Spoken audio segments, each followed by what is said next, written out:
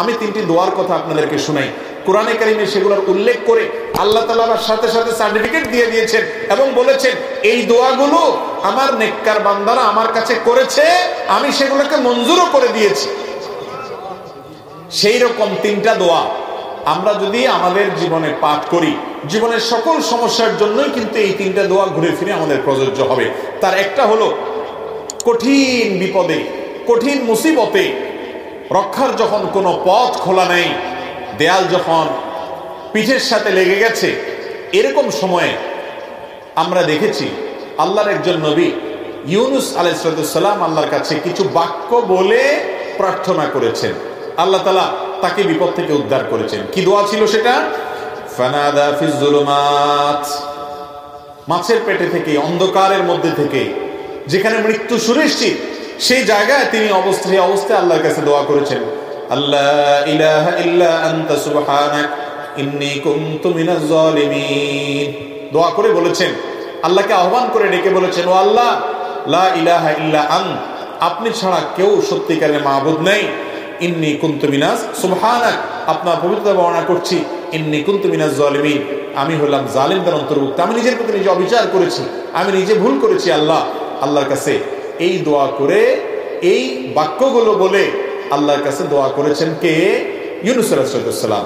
লা ইলাহা ইল্লা আনতা সুবহানাকা ইন্নী কুনতু মিনাজ জালিমিন। আল্লাহ তাআলা এই দোয়া উল্লেখ করার পর বলছেন, ফাস্তাজাবনা লা ওয়া নাজ্জাইনাহু মিনাল গাম।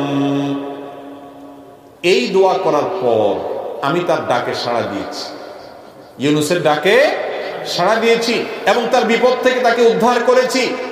এর পরের অংশটা বেশি গুরুত্বপূর্ণ আমাদের জন্য। এরপরে আল্লাহ বলছেন, ওয়াকাযালিকা নুনজিল মুমিনিন, যেভাবে ইউনূস আলাইহিস সালামকে রক্ষা করেছি, একইভাবে ঈমানদারদেরকে, কিয়ামত পর্যন্ত আগত ঈমানদারদেরকে বিপদ থেকে রক্ষা করব এই দোয়ার মাধ্যমে। কোন দোয়ার মাধ্যমে? দোয়া ইউনূসের মাধ্যমে।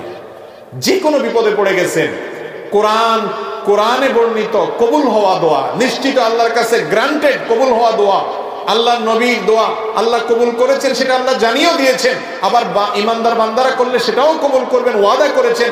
শুধু তিনি ওয়াদা করছেন তা নয়, নবী করিম সাল্লাল্লাহু আলাইহি সাল্লাম বলেছেন, আল্লাহর কোন বান্দা যখন ইউনূস আলাইহিস সালাম এর দোয়া, লা ইলাহা ইল্লা আনতা সুবহানাকা ইন্নী কুনতু মিনাজ জালিমিন, এটা মূলত আল্লাহর প্রশংসা মাখা একটা বাক্য, যেটার মাধ্যমে দোয়াও লুকায়িত আছে, আল্লাহর কাছে প্রার্থনা আছে এর মধ্যে অন্তর্নিহিতভাবে। এই বাক্যের মাধ্যমে যে ব্যক্তি দোয়া করে, নবী করিম সাল্লাল্লাহু আলাইহি সাল্লাম বলেছেন, সে দোয়া কবুল না হয়ে পারে না। তাহলে যে কোনো বিপদ আপদে কোরআনের একটা কবুল হওয়া দোয়া আপনি পাঠ করতে পারেন, সেটা হলো ইউনূস আলাইহিস সালামেরটা।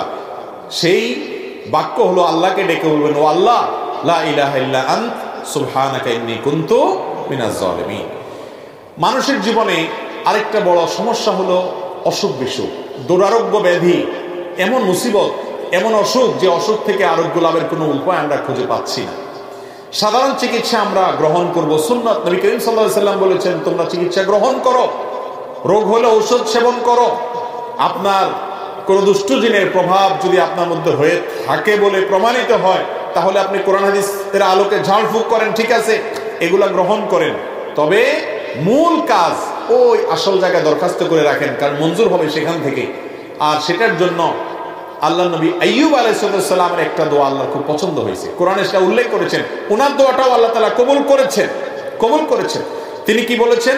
তিনি বলেছেন, আন্নী মাসসানিয়াদ দুররু ওয়া আনতা আরহামুর রাহিমিন।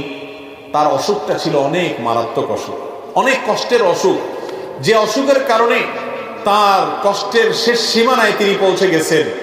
এত কষ্ট, এত যন্ত্রণা, এত অসুখ, এটা থেকে রক্ষার জন্য তিনি বলেছেন, রব্বি আন্নী মাসসানিয়াদ দুর, ও আল্লাহ, আমার কষ্ট আমাকে পেয়ে বসেছে, কষ্ট পেয়ে বসেছে, আমার অনেক কষ্ট আল্লাহ, অনেক অসুখ।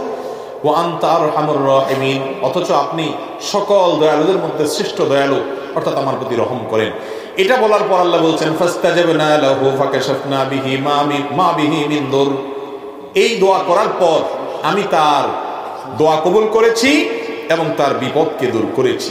তাহলে অসুখ বিসুখ হলে আইয়ুব আলাইহিস সালামের দোয়াটা করবেন। সেটা কি? আন্নী মাসসানিয়াদ দুররু আনতা আরহামুর রাহিমিন, তোমার রব্বি আন্নী মাসসানিয়াদ দুররু আনতা আরহামুর রাহিমিন, হে আল্লাহ আমার অসুখে পেয়ে বসেছে, অনেক কষ্ট হচ্ছে, আপনি আরহামুর রাহিমিন, আপনি সবচেয়ে বড় দয়ালু। মুস্তাদরাকে হাকিমে একটা বর্ণনা পাওয়া যায়, সেই বর্ণনা সম্পর্কে মুহাদ্দিসরা অনেকে দাঈফ বলেছেন, কিন্তু বর্ণনার যে মূল মর্ম সেটা ঠিকই আছে, বিশুদ্ধ বিভিন্ন হাদিসের আলোকে বর্ণিত, এই আয়াতের আলোকে বর্ণিত। তা হলো বান্দা যখন আল্লাহর কাছে হে আরহামুর রাহিমিন এরকম বলে এরপরে চায়, মনের চাওয়াগুলো পেশ করে, গোছায় বলতে না পারলেও আল্লাহ কবুল করবেন। আপনি কিছু না বলতে পারেন, শুধু কাঁদেন, শুধু কাঁদেন, আর মনে মনে আল্লাহকে বলেন, আল্লাহ আলিমুম বিজাতি সুদূর, মনের খবর রাখেন, দোয়া কবুল হবে ইনশাআল্লাহ। নিজেরা দোয়া করতে হবে।